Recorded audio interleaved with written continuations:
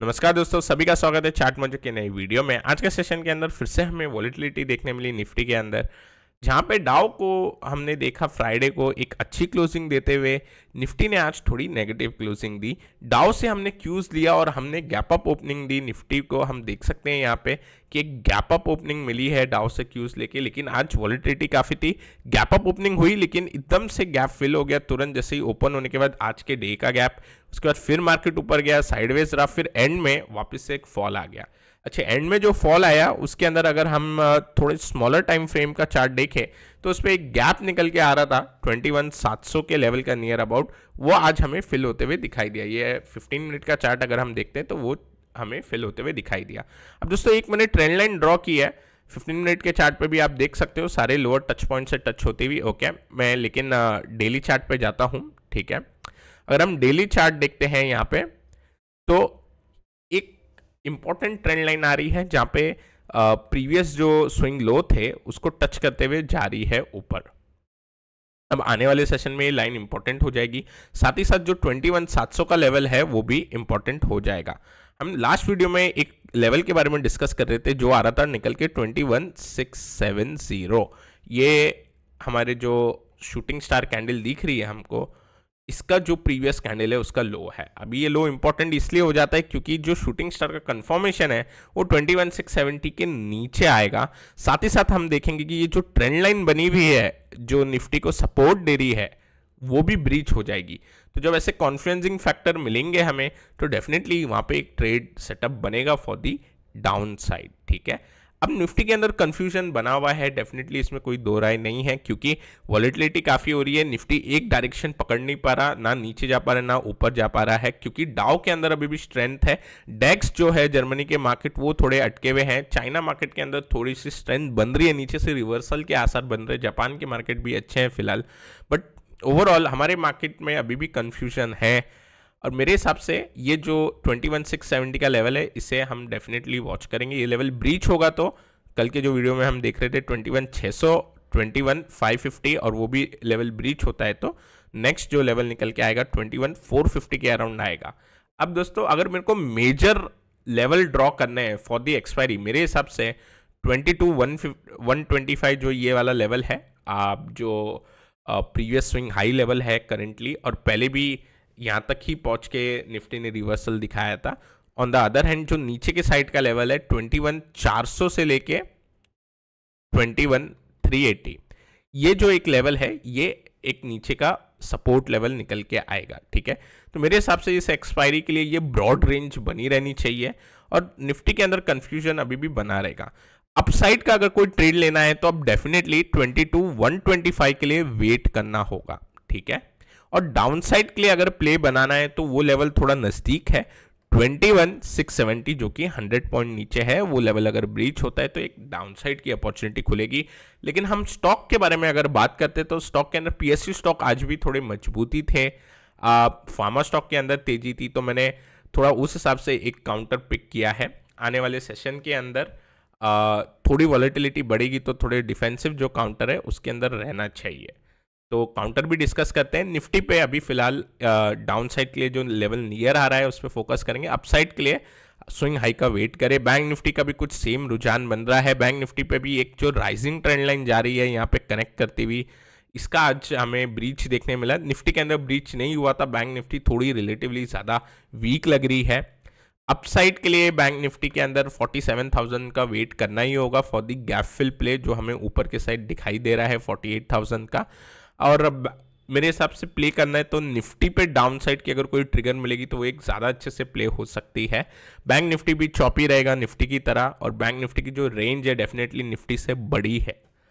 Mid cap की बात करते हैं तो मिड कैप अभी भी हायर लेवल पे ही कंसोलिडेट कर रहा है। निफ्टी जहाँ पे अगर आप निफ्टी का चार्ट देखोगे तो निफ्टी ने क्या किया, जो उसके प्रीवियस स्विंग हाई लेवल थे ओके वहाँ पे टच करके वापस से जो निफ्टी है वो काफ़ी नीचे आ गया उस लेवल से। ओके, लगभग 400 पॉइंट के आसपास, 350-400 पॉइंट के आसपास निफ्टी वापस नीचे आ गया। लेकिन अगर मैं मिड कैप निफ्टी की बात करूं तो मिड कैप निफ्टी अभी भी स्ट्रांग है। मिड कैप अभी भी अपने हायर लेवल पे कंसोलिडेट कर रहा है। डेफिनेटली पिछले 3 सेशन के अंदर हमें वीक क्लोजिंग देखने मिली है। सो आने वाले सेशन में जो इंपॉर्टेंट लेवल होंगे वो होंगे 48,000 के। अगर मिड कैप इंडेक्स 48,000 के नीचे चले जाता है या क्लोजिंग दे देता है तो मेरे हिसाब से थोड़ा फिर नीचे चले जाएगा मिड कैप इंडेक्स यहाँ पे। अब अगर मैं डाउ की बात करूँ तो डाउ डेफिनेटली यहाँ पे इंट्राडे में वापस पॉजिटिव हो गया है, बीच में नेगेटिव हुआ था, अब ये भी पॉजिटिव हो गया है। डाउ फिर से ये स्पिनिंग टॉप कैंडल की हाई के ऊपर क्लोजिंग दे दे आज, फिर से रुझान हमारा पॉजिटिव रहेगा। लेकिन निफ्टी में अगर हम बात करें तो कंफ्यूजन अभी भी है, इसलिए मैं ये एक्सपायरी तक खासकर वेट करना चाहूँगा। बॉन्ड यील्ड की अगर हम बात करें तो बॉन्ड यील्ड वापस से जो एक पुल बैक मिला है ये थोड़ा स्ट्रॉन्ग पुल बैक है दोस्तों। अब ये पुल बैक अगर हम देखेंगे तो ये कैंडल आप देखिए कि लगभग 4 सेशन लगे थे बॉन्ड यील्ड को नीचे आने के लिए, और मेरे को लगता है कि आज के सेशन में हम अगर फिर से एक पुल बैक ये स्ट्रॉन्ग है जिस हिसाब से दिख रहा है, हम ऑब्वियसली यहाँ पे 4.2 के आसपास तक पहुंच जाएंगे, तो ये एक वीक सिग्नल होगा। साथ ही साथ डॉलर इंडेक्स ऑलरेडी ब्रेकआउट की तरफ इशारा कर रहा था और उसका ब्रेकआउट हो गया है, तो ये दोनों फैक्टर है, ये थोड़ी वीकनेस और कंफ्यूजन क्रिएट कर रहे हैं। ब्रेंट से इतना कुछ खास सिग्नल नहीं मिल रहे, ब्रेंट वीक है अब, बट ये ब्रेंट नियर अबाउट 73-72 पे जाके रुक जाएगा। सो यहाँ से इतना भी कोई पॉजिटिव ट्रिगर उतना नहीं मिलेगा। अगर 70 के नीचे हमें ब्रेंट की क्लोजिंग मिलना स्टार्ट हुई तो थोड़ा पॉजिटिव यहाँ से लेना स्टार्ट करेंगे, लेकिन फिलहाल देखें उस हिसाब से इस स्टेट में हम थोड़ा कॉशियस रहेंगे। और जो काउंटर थे हम कल जो डिस्कस कर रहे थे, एनटीपीसी ने 335 का जो लेवल देख रहे थे उसके ऊपर ही क्लोजिंग दी। एनटीपीसी ने भी स्पिनिंग टॉप बना दी, क्योंकि जो थोड़ा कंफ्यूजन है वो स्टॉक्स पे भी दिखाई दे रहा है। और कोफोर्ज का अगर मैं चार्ट देखूं तो इसने जस्ट ट्रिगर देके ये भी थोड़ा वीक क्लोज हुआ है, 1% वीक क्लोज हुआ है। कोफोर्ज से मेरी उम्मीद है, अभी भी मैंने एक और आईटी काउंटर निकाला है कैश सेगमेंट के अंदर से, उसके ऊपर भी फोकस करेंगे। सबसे पहला काउंटर जो फार्मा में से एक डिफेंसिव है वो आ रहा है लुपिन निकल के। अब लुपिन पे एक राइजिंग वेज पैटर्न बना है। ओके, राइजिंग वेज पैटर्न पहले भी बना था, पहले ब्रेकआउट के बाद फॉलोअप मूव भी आई, लेकिन फिर मार्केट करेक्ट होने की वजह से थोड़ा साइडवेज जाके करेक्ट होके फिर से इसने रैली दिखाई, फिर से ये राइजिंग पैटर्न दिखा रहा है हमें और उसका ब्रेकआउट दिखा रहा है। अब दोस्तों क्योंकि हम कॉशियस हैं फिलहाल निफ्टी पे, क्योंकि डाउ के तरह निफ्टी स्ट्रेंथ पिकअप नहीं कर पा रहा जिस हिसाब से डाउ पिकअप कर रहा है स्ट्रेंथ, इस वजह से लुपिन पे डायरेक्ट ट्रेड के वजह कोई स्प्रेड अगर फॉर्म करे तो वो ज़्यादा एक बेनिफिशियरी होगा यहाँ पे। अब अगर हम लुपिन का बाय द वे एक थोड़ा लंबा ड्यूरेशन का भी मैं चार्ट बता देता हूँ यहाँ पे, इसका जो मल्टी ईयर हाई है, ओके, मल्टी ईयर हाई जो हमें दिखे थे 2015 में आते हुए, उसका एक बार अटेम्प्ट करेगा लुपिन डेफिनेटली। बाकी सारे फार्मा काउंटर अपने मल्टी ईयर हाई के आसपास पहुंच चुके हैं या उसको ब्रीच कर दिए हैं। लुपिन एक बड़ी कंपनी होने के बावजूद भी यहाँ पे उस लेवल तक पहुंच नहीं पाया। डेफिनेटली सारी कंपनी को फायदा हो रहा है, फार्मा कंपनी के अंदर ट्रेंड भी अच्छा बन रहा है, तो इसका भी एक अटेम्प्ट बन सकता है। लेकिन इसको प्ले करने के लिए मेरे हिसाब से इसमें स्प्रेड बनाया जा सकता है 1600 लेवल और 1700 लेवल का कॉम्बिनेशन यूज़ करके। इसमें कॉशन वाली बात ये रहेगी कि इसके रिजल्ट नियर हैं तो वहाँ पे वोलेटिलिटी बढ़ सकती है। ओके, पर ये काउंटर को हम रेडार में रखेंगे लुपिन, जिसपे राइजिंग वेज पैटर्न का ब्रेकआउट हुआ है। Second latent view analytics rectangle formation का यहाँ पे एक अटेम्प्ट हो रहा है। पिछले कुछ दिनों का प्राइस एक्शन ये थोड़ा हमें अच्छा लग रहा है, इसके ऊपर जो पैटर्न बन रहे हैं और पिछले कुछ दिनों का जो ये मूव दिखा रहा है साइडवेज में रहने के बावजूद भी, जहाँ पे मार्केट जो है वो थोड़ा चॉपी है, डेफिनेटली ये काउंटर भी चॉपी है और इसमें एक ओवरहेड रेजिस्टेंस भी है, इस वजह से मैंने ये काउंटर को देखा है। क्या होता है, अधिकतर ये रेक्टेंगल पैटर्न का ब्रेकआउट फेल भी हो सकता है, लेकिन इस पे ओवरहेड रेजिस्टेंस आपको 505 पे दिखाई दे रहा है।